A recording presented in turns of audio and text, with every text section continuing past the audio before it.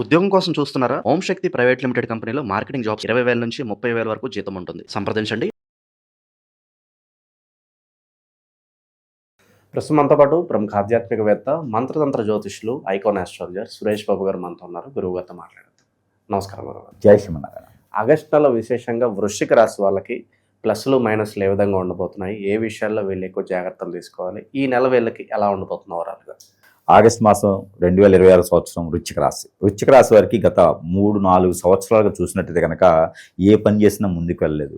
ఆర్థికపరమైన ఇబ్బందులు, అనారోగ్య పాలు, అందరూ దూరమైతూ ఉంటారు. వీరు ఏదో సాధించినట్టే సంపాదించినట్టే కుటుంబానికి దూరంగా ఉంటుంటాం. ఇవన్నీ కూడా మనము గతగా చూస్తూ ఉన్నాం. అలాంటి తరుణంలో ఈ యొక్క వృశ్చిక రాశి వారికి అనుకోనిటువంటి సందర్భంలో ఇంకొంచెం కష్టాలు ఏర్పడేటువంటి కనిపిస్తుంది. నిజంగా చూస్తే ఎవరైనా ఏదైనా చేపించారా, మా వరకు ఇలా ఉంటాయా అనేటువంటిది అధైర్యం కూడా ఉంటుంది. వీరికి ఒంటరి అయిపోతూ ఉంటారు, నిస్సహాయపడుతూ ఉంటారు. ఇలాంటి తరుణంలో బాగా 48 డిగ్రీల్లో ఎండ ఉన్నప్పుడు వర్షం పడితే ఎలా ఉంటుందో తొలకరి వాన అంటారు. అలా ఎలా ఉంటుందో ఈ ఆగస్టు మాసం 2026 సంవత్సరంలో వీరికి మంచి అవకాశాలు అయితే వస్తాయండి. అంటే జూన్ నుంచే మొదలైనవి. ఈ మొదలైనటువంటి తరుణం ఈ ఆగస్టు మాసం వచ్చేటప్పటికి ఇంకొంచెం మెలకుగా ఉండేటువంటి అవకాశం కనిపిస్తుంది. కానీ ఒకటి ఉంటుందండి, అంటే మనకి దేవుడు వరం ఇచ్చినా కూడా పూజారి మనకు వరం ఇవ్వాలి అనుకున్నట్టుగా వీరికి ఏమైందంటే వనరులు వస్తాయి. ఆ వనరులతో పాటు ఇప్పటివరకు ఆర్థిక సమస్యలే ఉన్నాయి, కానీ ఇక మీదట ఆరోగ్య సమస్యలు వస్తూ ఉంటాయి, బాధ్యత పెరుగుతూ ఉంటుంది. వీరి ఆరోగ్యం కాదు, ఇంట్లో ఏదన్నా పరిస్థితులు బాగాలేకపోతే కూడా వారిని చూసుకునే వారికి ఎవరు లేక వీరే వెళ్ళటం, ఇంట్లో అనారోగ్య పాలవటము, ఇళ్ళే పాలవటము, ఇంటికి ఏదైనా నెగిటివిటీ ఉండటము, ఇలాంటివి అయితే అంటే ఒక పక్కన వనరులు వస్తున్నాయి, మరో పక్కన కష్టం వస్తుంది. ఇంతకుముందు ఓన్లీ కష్టాలే వచ్చాయి, ఇప్పుడు ఏంటంటే వనరులు వస్తున్నాయి, సంపాదించే వనరులు దొరుకుతున్నాయి, కానీ కష్టాలు కూడా అట్లనే పెరుగుతున్నాయి అన్నమాట. వీటికి ఎక్కడ చలన్యం ఉంటుంది, ఏ రకంగా ముందుకెళ్ళాలి అంటే ఇక్కడ ఒకటండి, గ్రహాల యొక్క స్థితిగతులు అనేది వీరిపైన 12వ స్థానంలో 11వ స్థానంలో వీరికి లాభస్థానంలో వీరికి ఏమవుతుందని కనుక ఈ మాసం మొత్తం కూడా శుక్రుడు ఉంటున్నాడు. ఇక 10వ స్థానంలో కేతు ఉంటున్నాడు. 9వ స్థానం వీరికి లాభస్థానానికి అన్ని చేకూరించిన వాటి లాంటిలోనే బుధుడు ఉంటున్నాడు. అంటే మోసపోయే తత్వానికి వీరు ఏర్పడిపోతున్నారు. అవకాశాలు లేనప్పుడు ఏమవుతుందంటే కనుక ఎక్కడ వచ్చిన అవకాశం వల్ల అందిపుచ్చుకోవడం, దాన్ని చేసుకుంటూ వెళ్ళిపోతూ ఉంటారు. మళ్ళీ వీరి మీద కాంట్రవర్సీలు, మాటలు, పట్టింపులు ఇవన్నీ కూడా పడాల్సి వస్తుంది వీళ్ళే. దాంతోపాటు ఎన్నో రకాలైనటువంటి ఇబ్బందులు పడేటువంటి అవకాశం కూడా వీరికి బాగా కనిపిస్తూ ఉంది. కానీ వీటి నుంచి వైతొలగాలి అంటే స్ట్రెస్ నుంచి బయటపడాలి. ఫస్ట్ ఏదైనా పుణ్యక్షేత్రానికి దర్శనం చేసుకొని రావాలి. ముఖ్యంగా అయితే కనుక వృశ్చిక రాశి వారు వారికి ఇష్టమైనటువంటి దైవం కావచ్చు, ఇష్టమైనటువంటి ఆలయం కావచ్చు, ఇష్టమైన ప్రాంతానికి వెళ్ళేసి ఎక్కడైనా సరే దర్శనం చేసుకొని రావాలి. వారి ఇష్టదైవానికి దర్శనం చేసుకుని వస్తే కొంతమేర వీరికి ఆ స్ట్రెస్ నుంచి బయటపడుతూ ఉంటారు. అలానే వీరి పూర్వీకుల పితృదోషం కొంచెం ఎక్కువ కనిపిస్తోంది వృశ్చిక రాశి వారికి. అదొక దోషం. అంటే గ్రహాల యొక్క స్థితిగతులు ఒక పక్కన బాగాలేకపోతే మూలిగిని తాటి కాబట్టి మళ్ళీను పూర్వీకుల దోషాలు ఉన్నాయి, పితృదోషాలు. ఒక్కరిలో కాలసర్పదోషం, నాగదోషాలు ఉంటూ ఉంటాయి. ఇవన్నీ కూడా ఏంటంటే మనకి వెళ్ళేటువంటి పనిలో ఆటంకాలు పడేసి తాడు పెట్టి కాళ్ళకి కట్టేసినట్టు ఉంటుంది అనమాట. అవన్నీ కూడా వదిలించుకోవాలంటే ఎక్కడైనా వీరు నది ఏరు, సెలయేరు, కుంటల దగ్గర, కాలువల దగ్గర ఎక్కడైనా సరే స్నానం చేసే ఆచరణలు ఉంటే కనుక ఆషాఢ మాసం చివరాకంటే 14వ తారీఖు వరకు ఆషాఢ మాసం ఉంటుంది. ఆషాఢ మాసంలో స్నానం చేయడం ద్వారా వారికి ఉండేటువంటి పితృదోషాలు కావచ్చు, కాలసర్పదోషం, నాగదోషం కావచ్చు, ఇవన్నీ కూడా కొంతమేర వారికి ఉపశమనం పొందేలాగైతే ఖచ్చితంగా కనబడుతుంది. కాబట్టి వీరు ఆ స్నానం ఆచరించి వచ్చేటప్పుడు ఆ ఒంటి మీద ఉన్నటువంటి బట్టలు కూడా ఒడిచి వేసేసి వేరే బట్టలతో ఎక్కడైనా అమ్మవారికి కానీ స్వామివారికి కానీ అక్కడ నెయ్యి దీపం ఒకటి వెలిగించుకుంటూ ఉండాలి. 2 ఒత్తులేసి నెయ్యి దీపం వెలిగించాలి. లేదంటే కనుక ఆ నిమ్మ దీపం ఒకటి వెలిగిస్తూ ఉంటే కనుక వీరికి ఒక రకమైనటువంటి ఒక పవర్, పాజిటివిటీ అయితే మనకు ఏర్పడుతుంది. పిల్లల మాట వినకపోవటం కానీ, పెద్దల మాట వినకపోవటం కానీ, ఆర్థికపరమైన ఇబ్బందులు కానీ ఇవన్నీ కూడా తొలగిపోతూ ఉంటాయి. ఇకపోతే కొత్తగా ఏదైనా వ్యాపారం చేయాలనుకున్న వారి దగ్గర అప్పు తీసుకురాకూడదు.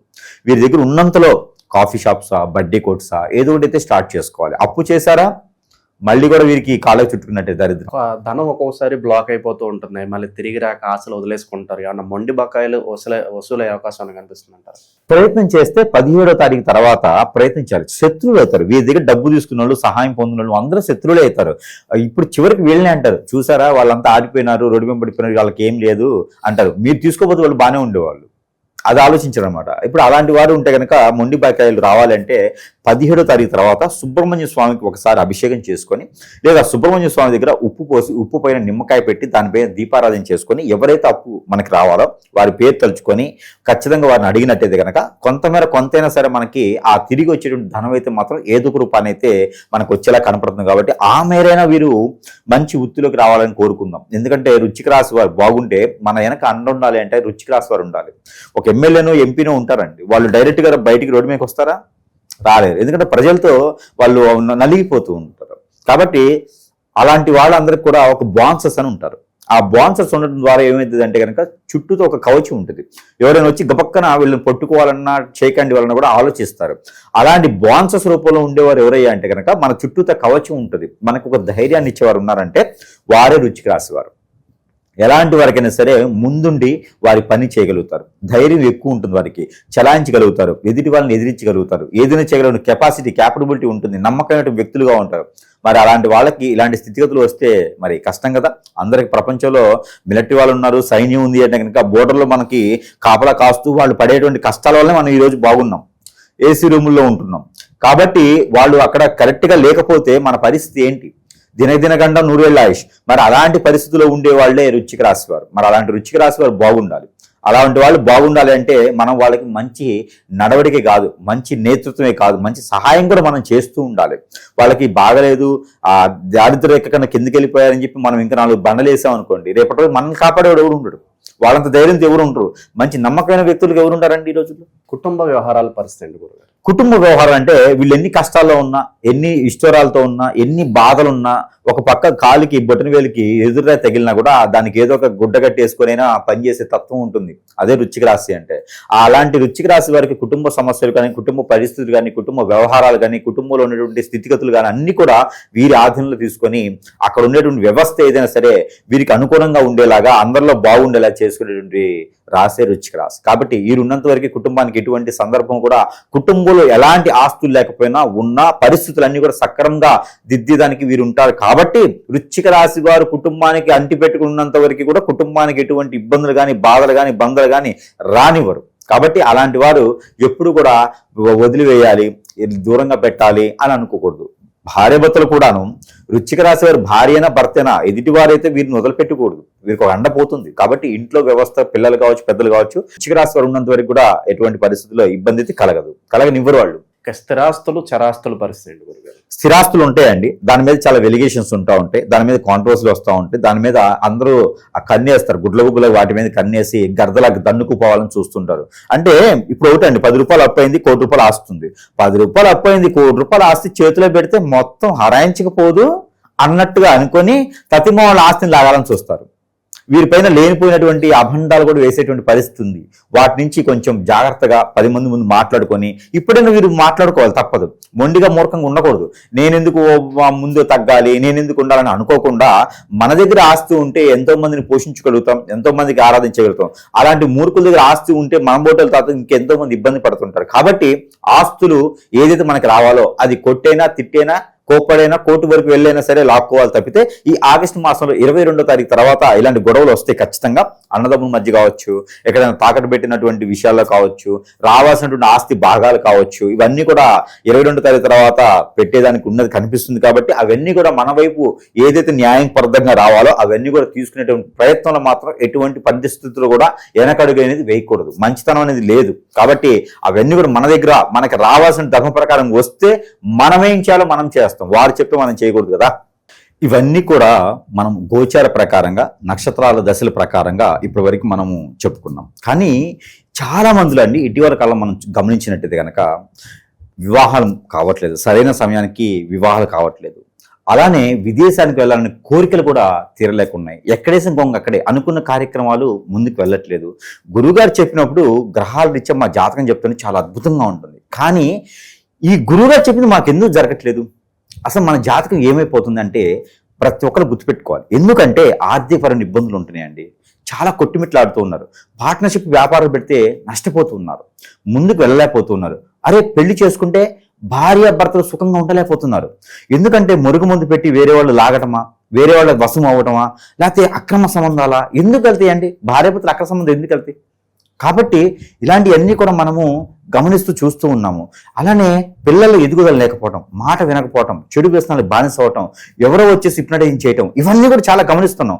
ఇవన్నీ కూడా జాతకాల్లో ఉండవు. ఇవన్నీ కూడా మనం గ్రహించుకోవాలి, జాతక ప్రకారంగా చూడాలి. లేదు అన్నప్పుడు ఖచ్చితంగా ఇలాంటి ఏదో లోపం ఉంటుంది. ఎవరైనా మన పైన ముందు పెట్టా, మాకు పెట్టా, లేదా హిప్నాటిజం బ్లాక్ మ్యాజిక్ చేయించి, ఇవన్నీ ఉన్నాయండి, ఖచ్చితంగా ఉన్నాయి. లేకపోతే మనకి మార్పు ఎందుకు వస్తుంది? మనలో ఎందుకు ఇలా స్థితిగతులు ఉన్నాయి? మన ముందు ఉన్న వాళ్ళు, వెనకున్న వాళ్ళు ఎంతో స్థాయికి వెళ్తూ ఉంటే మనం ఎందుకు అక్కడే ఉండిపోతున్నాం? ఇవన్నీ కూడా ప్రతి ఒక్కరు గమనించుకోవాలి. గమనించుకొని ఇటీవల మనకి ఏమవుతుందంటే కానీ ఇలాంటి ఎక్కువగా మనం పరిగణలో తీసుకుంటూ ఉన్నాం. మనం చూస్తుంటే కనుక ఎంతమంది ప్రేక్షకులు, కస్టమర్స్ కూడా ఇలా బాధపడుతూ ఉన్నారు. ఒక పత్తాన మరి ఇంకోటి, గురువు దగ్గరికి వెళ్ళాలంటే డబ్బులతో సమస్య, లేనటువంటి వారు ఉన్నారు, డబ్బులు లేనటువంటి వారు, ఎన్నో రకాల ఇబ్బంది పడేటువంటి వారు ఉన్నారు. వీరందరూ కూడా ముఖ్యంగా అవన్నీ తర్వాత ముందు అసలు మనకి ఏం జరుగుతుందో చూడాలి. సమయం పోతే మళ్ళీ రాదు, కాబట్టి ఆ సమయానికి చేయాలి.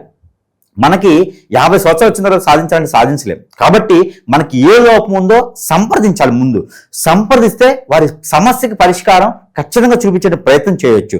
వారికి ఉన్నటువంటి ఇటీవల సెల్ఫీ లాంటి ఫోటోలు, వారి డేట్ ఆఫ్ బర్త్ లేకపోయినా ఉన్నా కూడా వారి పేరు ఉంటే చాలు, మనము చూచి ముందు గ్రహరీత్యా చూస్తాం. అది కాదు అనుకుంటే వారికి ఏం జరిగింది, ఎక్కడ జరిగింది, ఎప్పుడు జరిగింది, దానికి ఖచ్చితంగా పరిష్కార మార్గం చూస్తే ఖచ్చితంగా వారు అనుకున్నటువంటి స్థాయికి వెళ్ళేటువంటి ప్రయత్నం ఉంటుంది. పరిహారాల విషయానికి వస్తే మరి వీళ్ళు ఎలాంటి పరిహారాలు చేసుకోవాలి గురుగారు? ముఖ్యంగా వృశ్చిక రాశి వారికి పరిహారాలు చాలా ముఖ్యమైనటువంటి విషయం. వృశ్చిక రాశి అనగానే గుర్తొచ్చేది హనుమాన్. వృశ్చిక రాశికి హనుమాన్ చేసినటువంటి మంచి పనులు ఇంకెవ్వరు చేయలేరండి. కాబట్టి హనుమానికి ఆరాధించుకోవడం మంచి పనులు ఉంటుంది. కాబట్టి ఎలా చేయాలో చెప్తా.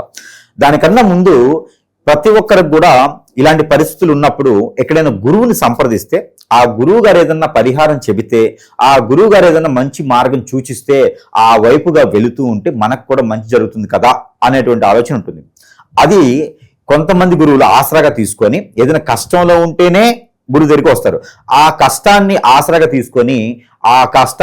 తీసుకొని వీరు లంచగొండిగాను మారిపోయి, కొమ్ముగాసేందుకు మారిపోయి, వారికి ఇంకా కొంచెం ఇబ్బంది పెట్టేటువంటి దాంట్లో చాలా మంది గురువులు ఏర్పడి ఉన్నారు. అలాంటి వారికి కన్నా కూడా మంచి గురువుని ఎంచుకోవడంలో కూడా మనకి ఒక మంచి రాసి పెట్టి ఉండాలి. మంచి గురువుని ఎంచుకోవడంలో కూడా మనం ఒక దరిద్రం అనేది కనిపెట్టి ఉండాలి. మన అదృష్టం అనేది అక్కడి నుంచే మొదలవుతుంది. మంచి గురువుని ఎంచుకోవడంతోనే మన అదృష్టం మొదలవుతుంది. ఎక్కడైనా సరే గురువుని మంచి వాళ్ళు అనేది ఎక్కడ గమనించాలి అంటే, ఎవరైనా సరే ఇబ్బందులు ఉన్నవారు గురువుకి కన్సల్ట్ అయిన తర్వాత గురువు ఒకసారి 2000, 6000, 10,000 చెప్తారు. అది అయిపోయిన తర్వాత పదే డబ్బులు అడుగుతున్నారు, పని అవ్వట్లేదు అంటే వారు ఫేక్ గురువు అని అర్థం. అలా మనము గమనించుకోవాలి. ఎక్కడైనా సరే ఆ గమనించిన మిన్నపట ఆ గురువు ఎవరున్నారో ఒకసారి డబ్బులు తీసుకునేవారు కానీ అసలు డబ్బులే లేకుండా కష్టాన్ని చూసి పని చేసేవారు కానీ ఉంటే వారిని సంప్రదించాలి. అలాంటి వారు ఉంటే సంపాదిస్తే మనకి పనులు కూడా అక్కడే సక్రమంగా అయిపోతూ ఉంటాయి.